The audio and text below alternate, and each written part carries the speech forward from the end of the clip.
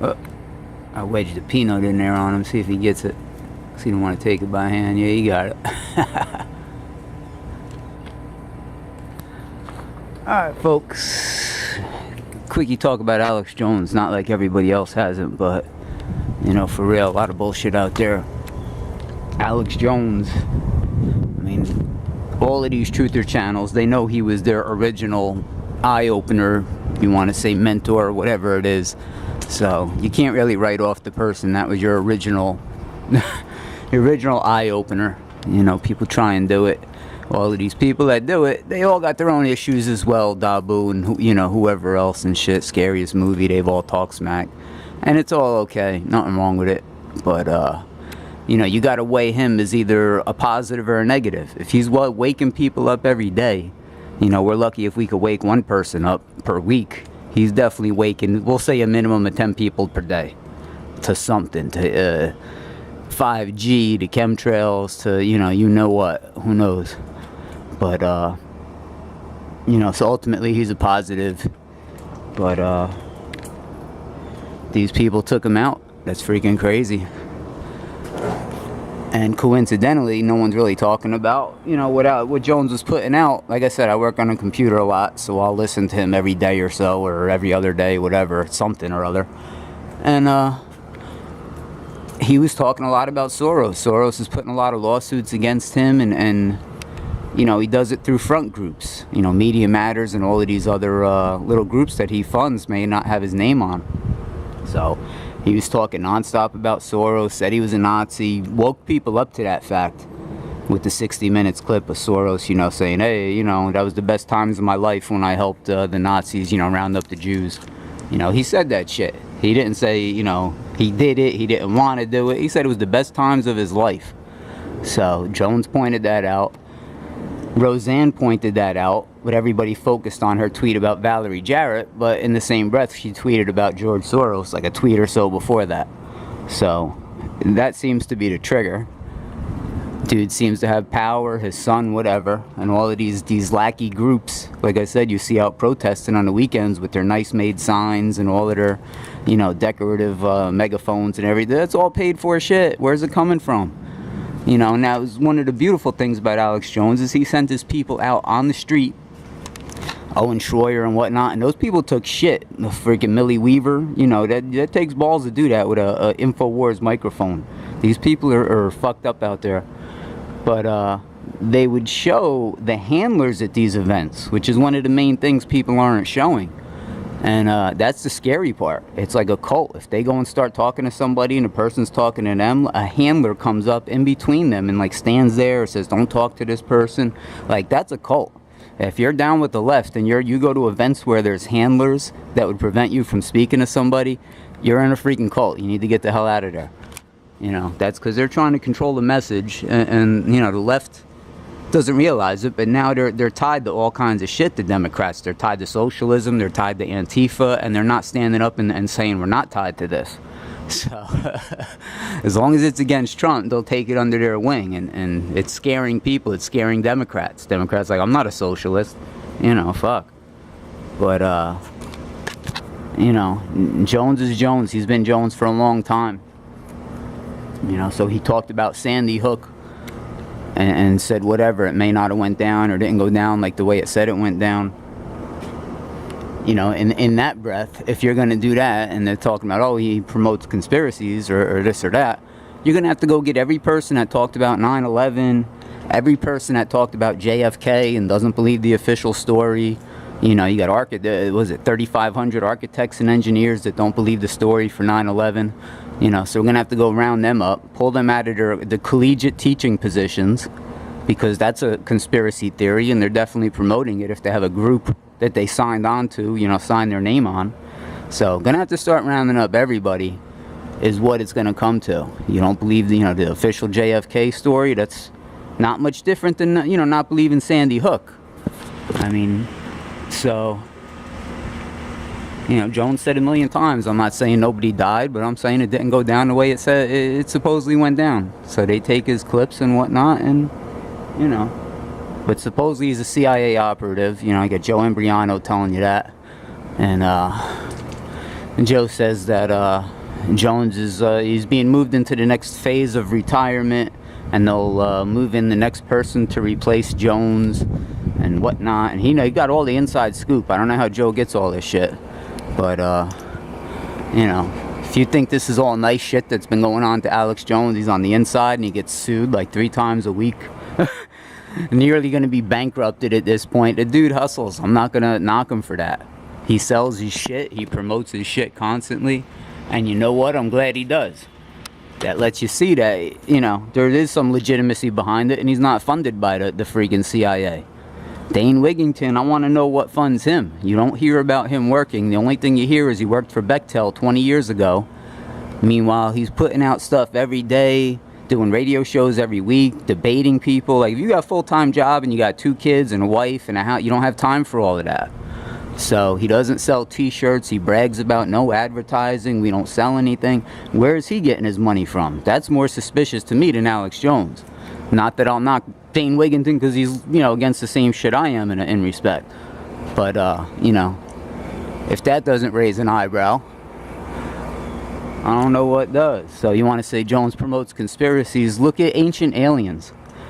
You know, I didn't think about that when I was watching the series back in the day. And, you know, I thought it was cool. And thought it was plausible and all of this good stuff. But then you think about the ridiculousness of it. The ridiculousness is not the series itself, it's the fact that it's on the History Channel. What makes that history? What documents or proof is there better than, say, the Bible or something like that to say that's part of history? So you want to say Jones promotes conspiracies and children might not know the difference. They may pick up on the false flags, this and that. How do children put on the History Channel and discern that Ancient Aliens isn't freaking history? So that's, you know, you see the agenda behind it when you look at it from that respect. You know, they want people running in every fucking direction. Damn aliens, you know, could have did everything, but shit. There's not enough to run with it or to call it history. You know, that's very fucking fringe, but that gets on the mainstream History Channel. It should be on the Sci-Fi Channel. That's where something like that should be. And a lot of that shit on there has been disproven. You know, there's a gentleman on YouTube called Ancient Architects, and he goes over a lot of this shit. And a lot of the dudes in Ancient Aliens, they talk about stuff that has been debunked, but they still recite the older study and the older findings, and they leave a lot of shit out. So, you know, it's a good thing to check that out. But to call that history, that's what fucks me up. Not fucking history. So you want to talk about, you know, messing with the children? That's messing with the children. You know, and the one good thing that Jones pointed out that no one else did was the social engineering behind a lot of this crap. You know, the LGBT or whatever the goddamn it is, or you name it. You know, he'd point out the social engineering behind it, which is dangerous. Fox News is starting to do that a little bit, but you know, that's important. Because a lot of people don't see that aspect of it. They just think something's messed up or this was passed or that. Yeah, but you gotta see the full agenda behind it, and Jones talks about it. And a lot of it's speculation, but it's cool to go there. You know, he hypes it up, he amps it up, he's trying to get views, he's trying to get attention, he dramatizes it. You know, he does a lot of his stuff in like a wrestling promo fashion, but he even makes fun of himself when he does that. He's like, oh, let me do that again, and you know, I'll do it again or something like that. You know, it's entertainment at the same time. You get some news. He puts a lot of real deal sources up there, so that's up for people to go and check his sources. He usually takes a headline and tweaks it, you know, up 2 notches. So you got to go look at the sources. But you will leave there with more than you would from watching fucking CNN. So Jones, essentially he won because he spawned off a whole bunch of other people that are kind of doing what he does. So if they take him down, you got Slightly Offensive, Fleckus Talks, a lot of people that are getting out there, you know, exposing this shit. So it's too late, kind of. They've created too many monsters out there. So we'll see what happens. And the thing that would lead you to see Jones being like a CIA plant, something like that, you know, it's only dangerous when they start pushing you in a direction to take action. You know, if Jones told people to go out on the street, go do something, this and that. And when the Bundy Ranch thing went down, everybody was going out there. Pete Santilli was telling people, come on out and protest, bring your guns and this and that. Jones was telling people not to go out there. He said, "That man, this is a honey trap." He's like, "Don't go out there. I feel like it's a setup, this and that." So if he was looking to set people up, that's the best kind of way to do it. You know, if you're going to be some sort of plant, you're going to be trying to serve up people to, you know, the CIA and whatnot, like Santilli did. Not saying Santilli's a CIA plant or whatnot, but, you know, Jones steered people clear of that, and that was, you know, on the level kind of action. So, you know, everybody's looking for something. You know, he talks about the false flags. How many people did he wake up to false flags? People talking about Las Vegas false flag, this and that. A lot of people jump on it, don't even know what it is, but he got the word out there. He's got people thinking about it, and it puts these groups and people that would commit a false flag on alert, saying there's people watching that now. So that's important shit. You're not going to get Fox News talking about false flags and shit. So they don't want people knowing about that. So it's another aspect to it. Talked about threats to Trump. There's a coup against Trump. All of this shit, there probably was at some point. Everyone sees how dirty it is now. We're looking at 100-year New World Order plan starting to get fucked up. That's why these people are fighting tooth and nail. You're talking about 100-year plan. You know, people like, oh, why is it so crazy? Why is everybody so crazy? Because this was a long time in action. It's getting fucked up. Supposedly, I saw Dabu did a video today about Rothschild coming out saying the New World Order is in jeopardy or something like that. Yeah, damn, I hope so. God damn. I fucking hope so. But, you know, you got Joe Rogan out there talking smack. He's a shill. If you're looking for a straight shill, Joe Rogan's a shill. You know, you don't have to go no much further than that. He's afraid to, you see where he gatekeeps and where he's afraid to touch on certain things and whatnot. So, you know, if he questions 9/11 or if he questions, you know, anything, he should be removed too. You got the Gulf of Tonkin incident that was proved like how many years later that was true. You know, when you said it at the time as a conspiracy theory.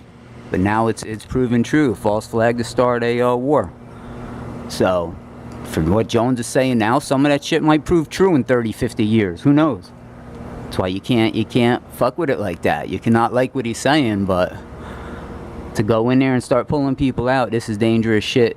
You know, it is Demolition Man, the movie. I don't know if I could fit a clip in here or put a link or something, but, you know, with Wesley Snipes and Stallone, where it was in the future, and if you walk by a, you know, computer monitor thing, it monitors your speech. And if you say a curse word, it gives you like 2 demerits, you know, and a ticket comes out. So that's where we could be in the future, where everything's monitored. Your words on your computer, your cell phone, you could start getting fines per words. Who knows? You know, we know China's going in that direction where you got a social media score now. And if you're scoring good enough, you can't get plane tickets and you can't do certain things in China. So that's why we can't give these fuckers no more power with this shit. You know, I haven't analyzed, you know, making these things a utility or what, but it's turning to something. You can't tell Trump that he can't block anybody on his Twitter account, you know, but then there's all kinds of other rules. These people can say whatever they want to Trump, but if you say one thing, you're automatically freaking blocked. So, real shady where we're going with this shit. But, you know, kind of got to stand behind Jones at this point. And I don't see him going anywhere. I think he'll do his thing. It's fucked up. I'm sure there's a lot of people working for him, maybe getting fucked right now. But I don't see him going into retirement, Mr. Joe Imbriano. You know, I think he does have a, you know, horse in the race to an extent. I think he can walk away easily. But I think he gets off on it a little bit, just like Trump gets off on it. You know, so we'll see what happens here. All right, people, be good.